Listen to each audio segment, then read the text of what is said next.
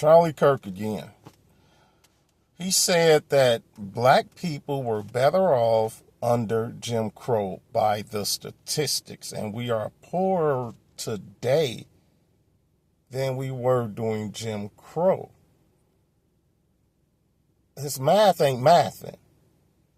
Sharecropping did not enable anybody to have any type of money for upward movement. And a lot of black sharecroppers were cheated out of their money. That was frequent. Jim Crow, he talked about affirmative action was wrong, the civil rights bill was wrong. We wouldn't need one if we were not being brutally oppressed. Wouldn't need one.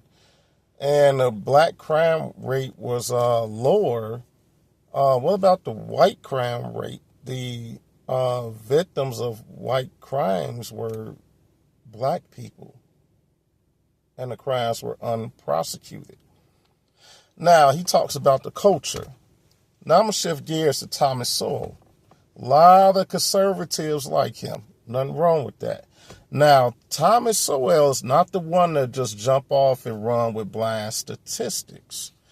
He breaks down into subcategories every statistic by age, race, income, household, gender, etc. So, as far as the black culture, now, Charlie Kirk followers are going to hate this.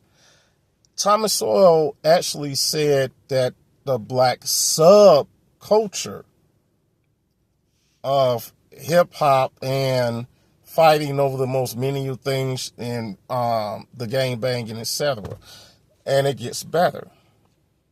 This black subculture is actually from a Southern white culture.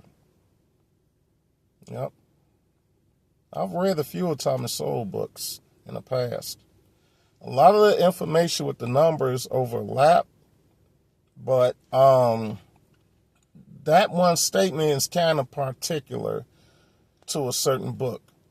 The only thing that black people were suppressed in movement and culture, period, that the black soul culture stayed.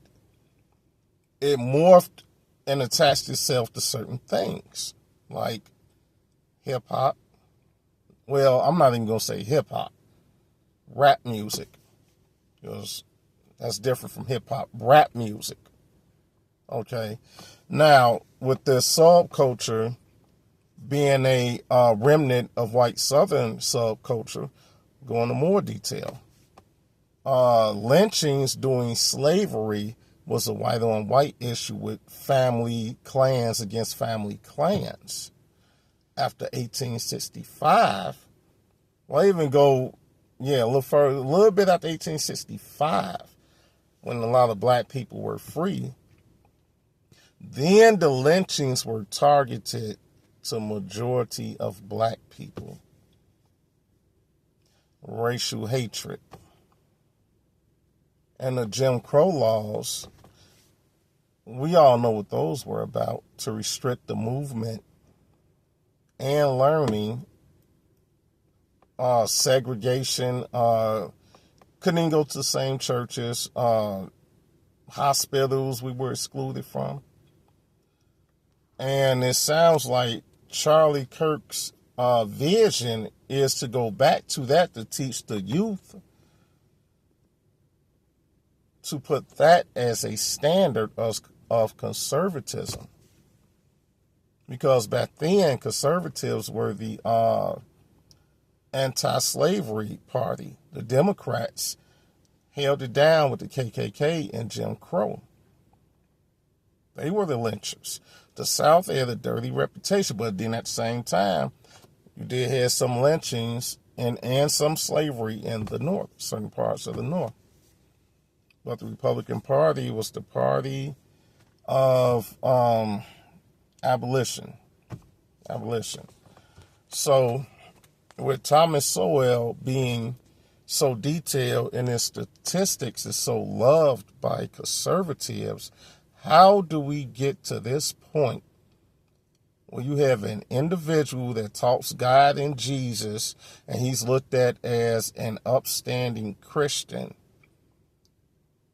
telling people we need to go back to Jim Crow and accusing black people of all being of being DEI,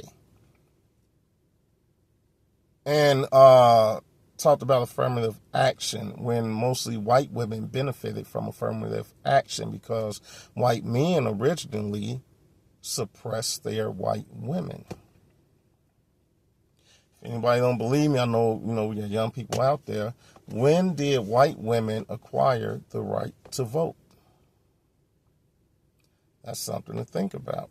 Christianity is one of the main religions that suppresses women. And that comes from Genesis. Now, if someone talks about MLK like he was conjuring up some type of false movement, a person that desired other black people to have civil rights, which were really human rights. What was so bad about MLK speaking on poverty in America, the Vietnam War, the right to vote? What was so horrible about that? So as we examine the rhetoric, we have to continue to challenge it, even after that man's death.